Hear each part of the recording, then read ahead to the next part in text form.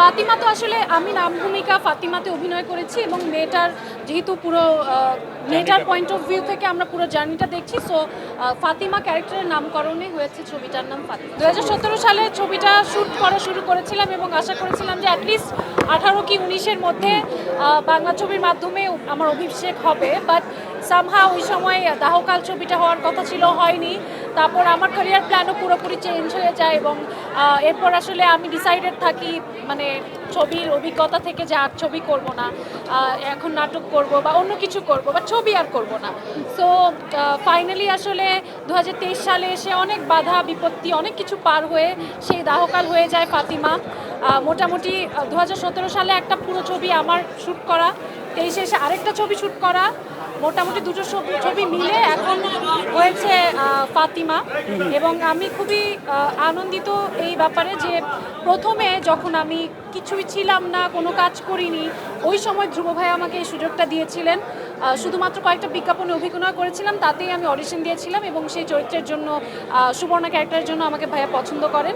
So somehow ওই সময় ড্রিমটা fulfil হয়নি, but somehow I am very glad যে 2024-এ এসে ওই 17 সালের স্বপ্নটা কোনো না কোনোভাবে তো একটা বাস্তবায়ন হচ্ছে। So I am very happy.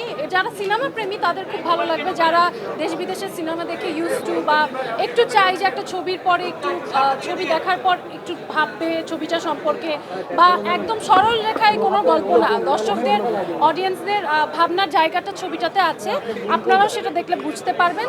এবং আমার মনে হয় যে মুক্তিযুদ্ধটাকে অনেক ডিফারেন্টলি রিপ্রেজেন্ট করা হয়েছে আমাদের ছবিতে এবং সেই সাথে প্যারালালি এখনকার সময়ের একটা গল্প আছে।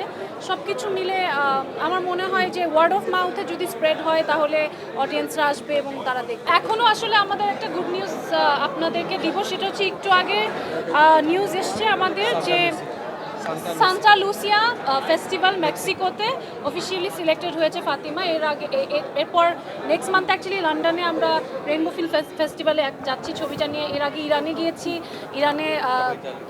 ইরানিতে তারপর ইটালিতে যাচ্ছে অগাস্টে। সো ফেস্টিভ্যালগুলোতে প্রচুর প্রশংসিত হচ্ছে।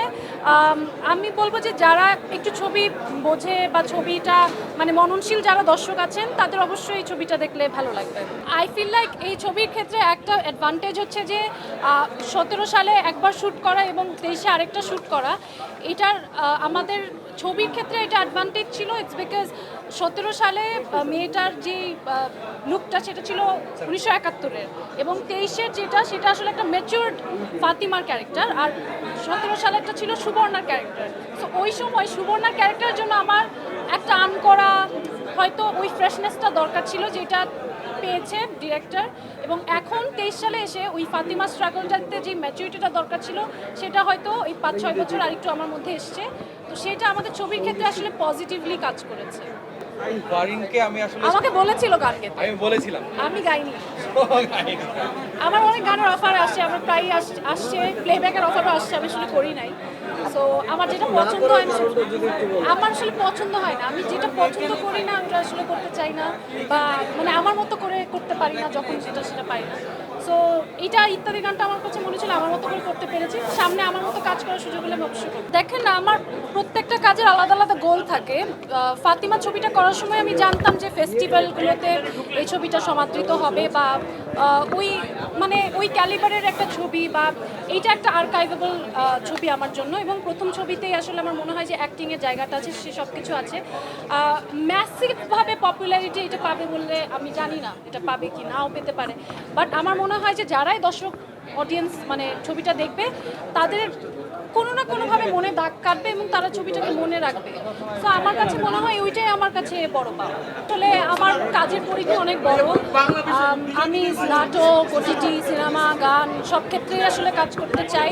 তো যেখানে আমার ভালো সুযোগ হবে আমি সেটা করতে চাই। এবং আমি যখন কনফিডেন্ট যে হ্যাঁ ফাইন, এইটা আমার মনে হয়েছে সব কিছু মিলে, এইটা তো অনেক আগে ডিসাইডেড, 2016 সালে আমি সাইন করেছিলাম। তারপর আর কোনো নতুন সিনেমা করা হয়নি, কলকাতায় একটা ছবি মাঝখানে করেছি। সো সেম আমার কথা হচ্ছে যে যখন আমার মনে হবে যে এই ছবিটা আমি করতে চাই, তখন আসলে এটা নিয়ে আমি কোনো গোল নাই যে আমার এখন এটা করতে হবে ওটা কি। সেটা জানি না আসলে, মানে কি হবে বা হোয়াট ইফ তো অনেক, এই সম্ভাবনার তো শেষ নেই। প্রতিটা জিনিসের কিন্তু একটা করে সম্ভাবনা তখনই তৈরি হয়ে যায় যখন আপনি একটা জিনিস চুজ করেন একটা করেন না। সো এরকম ইনফিনিট সম্ভাবনা আছে। তো সেই গল্প শুরু করলে শেষ হবে না। আমার মনে হয় যে বর্তমান নিয়ে আমি বাঁচি, যেটা চুজ করেছি যেটা করছি সেটার প্রতি কনফিডেন্স নিয়ে এগিয়ে যেতে চাই। এলো খবরের কাগজ, নিখাত, নির্ভীক, নিরপেক্ষ।